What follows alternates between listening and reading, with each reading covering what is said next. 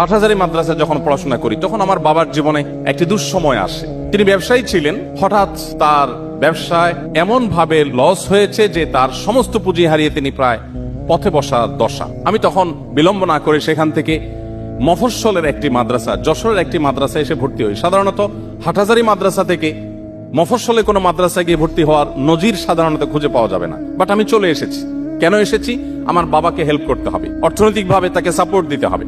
আমি সেখানে এসে যশোর যুব প্রশিক্ষণ কেন্দ্রে ইমামতির দায়িত্ব নিয়েছি এবং সেখানে কোরআন পাঠদানের শিক্ষকতার দায়িত্ব নিয়েছি। এই দায়িত্ব পালন যখন আমি করি তখন আমার বয়স অনেক কম, আমার বয়স তখন 17 কি 18 এরকম হবে। এরকম বয়সে আমি সেখানে এসে এই দায়িত্ব পালন করে, আরো কম হবে, বোধহয় 16 কি 17 হবে। আমি এই দায়িত্ব পালন করে প্রতি মাসে উপার্জন করে বাবাকে আমার সে উপার্জনের সবটুকুন টাকা তুলে দিতাম। তখন আমি যে বেতন পেতাম সম্ভবত 600 টাকা বেতন পেতাম। আমার মনে পড়ে আমার জীবনে 4 বছর আমি সেখানে দায়িত্ব পালন করেছি, 600 টাকা থেকে 6 টাকা কোনোদিন আমি কেটে রাখিনি। 600 টাকার সবটুকুন টাকা বাবার হাতে তুলে দিতাম। উদ্দেশ্য ছিল যে বাবার যাতে চলতে একটু সহজ হয়, সুবিধা হয়, তার জন্য সাপোর্ট হয়।